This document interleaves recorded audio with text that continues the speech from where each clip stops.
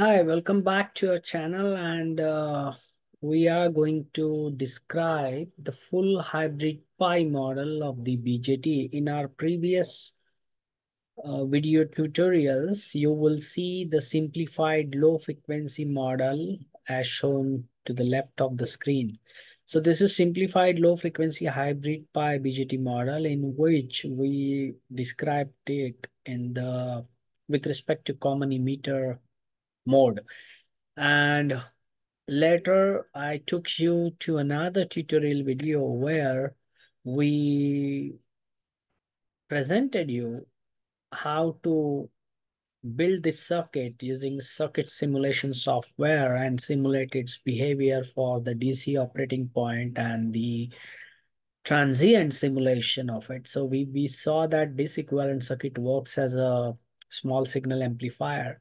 However, there is a possibility now to run the AC analysis to obtain the frequency response of this. So as we say, this is model is very good and perfect for DC analysis. That's why we call it as a low frequency. However, the capacitances are missing, which are there in the device physics of the BJT, and where these capacitances are, unless you incorporate that into your model, it is unlikely you will be able to simulate the frequency response of this circuit. So what you do, you have a full hybrid pi model in which you see the same circuit except few modifications here. So the full model introduces the virtual terminal B plus or B dash. Right here you have a B, but right B is here and B dash here. And in between you have a resistance RBBB that is called as base spreading resistance. So this is basically a resistance, the bulk resistance between the base contact and the active region of the base, which is under the emitter. So you need to refer to the cross section of the BJT from any book or some reference to understand that. So RBB can be added, uh, and uh, then you have RBE, which is same as this resistance. It is the resistance representing the base current, which is required to make up for the recombination of the minority carriers in the base region. So in both the models, you have that already. So here we said R pi, but you have this RBE.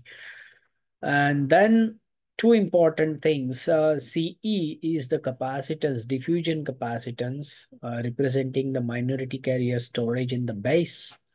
And finally, the CC is the feedback component, which is representing the Miller effect.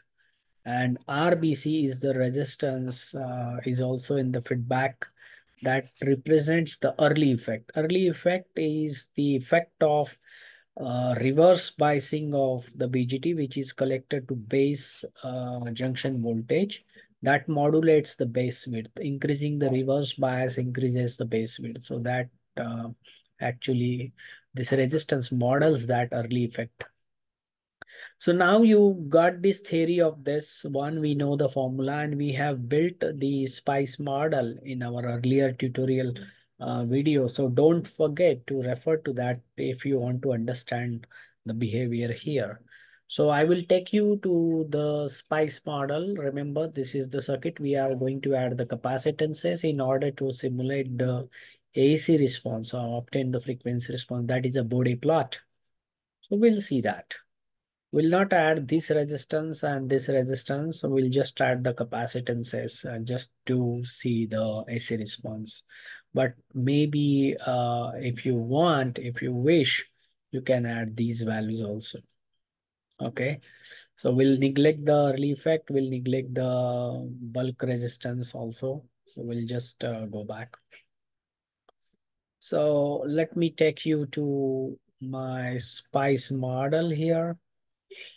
Right here, we see it is pretty same with respect to what we did before, except we have these two capacitances, C1 and C2. So this represents the Miller effect, feedback capacitance. and this is your diffusion capacitance. So I have taken the respective values 1 nanofarad, 1 picofarad. Rest is same. You have a GM of this voltage controlled current source, that is 100 nano amps per volt. GM, remember, it's a transconductance.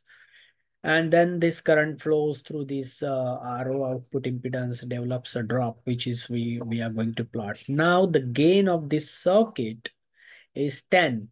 How? You are applying, let's say, uh, right click here, let's say 1 volt AC, and you will have a output voltage of 10 volt. How? Because this 1 volt come across as a controlled voltage across this current source. So current is GM times VBE. So GM is 100 nano amps per volt multiplied by 1. So it is 100 nanoampere. This current flows through the 100 mega ohm resistance. So that gives you the value of 1 volt here, and this is 1 volt. So it's like, let me calculate that. So it is like 100, just a second.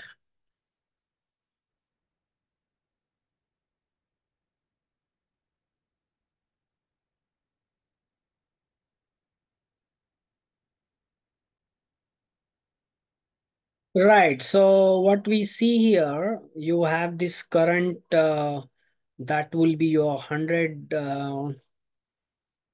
nanoampere. That will be your final current IC. Okay.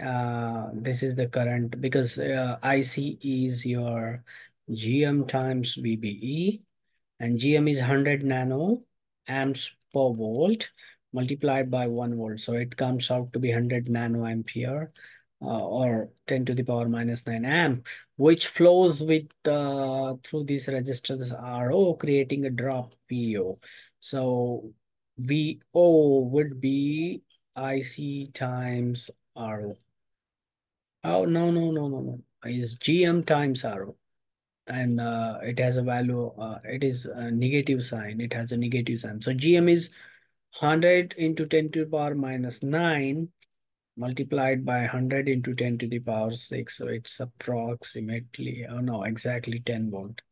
So for a 1 volt input AC, you have a 10 volt, so gain of a 10. Similarly, you can also write VO, output is like your current into voltage, IC into current into resistance, IC into RO. Yeah, but for a small signal modem, it is GM times RO.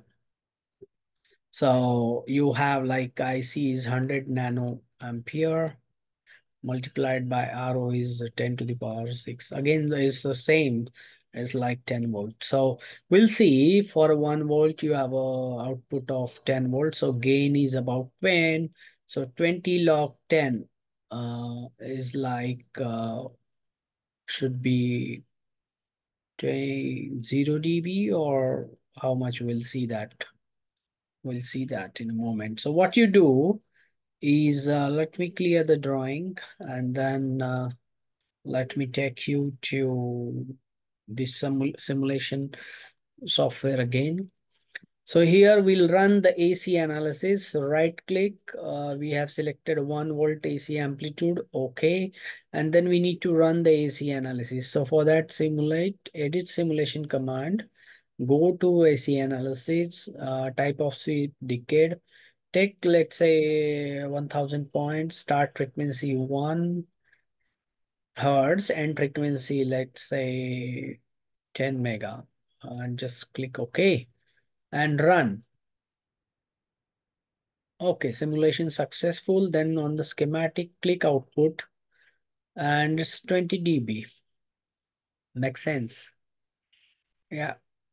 So that's your Bode plot. And you see, because of these capacitances, now you have this gain drop, because it is creating a pole at minus 3 dB point. Your gain is like 17 dB at this frequency at 1 kilohertz approximately. you have this first pole. So the dotted one is the phase plot on the right axis. You can see that is starting from minus 180 degree and then going to 0 degree. So gain is constant for a frequency equal to or less than 1 kilohertz, and that's thereafter your gain starts dropping minus 20 dB per decade. That's the slope. And yeah, so this is how you simulate your model for this AC response. Right click here. For example, you take 1 millivolt and then simulate. So we'll see how much it is. So it is minus 40 dB. So you have a less gain. What about right click here? Click linear. So it shows you have 10 millivolt output. For a 1 millivolt input, you have a 10 millivolt output. And let's say for 1 volt AC, click here, you have like 10 volts. So gain is constant. You have a 10 stuff here. What about taking the decibel point here? So it's like 20 dB, something like that. Okay, so this is how you simulate the AC response for your full hybrid pi model of a BJT in a common emitter. So that's the effect of capacitances. If you remove the capacitance, you don't really have any response. Hope you like this video, enjoyed this. If you did so, click the like button, click the subscribe button, comment on the video, share it with a wider reach for a wider reach, and wish you happy learning. Stay tuned for more technically rich informative content.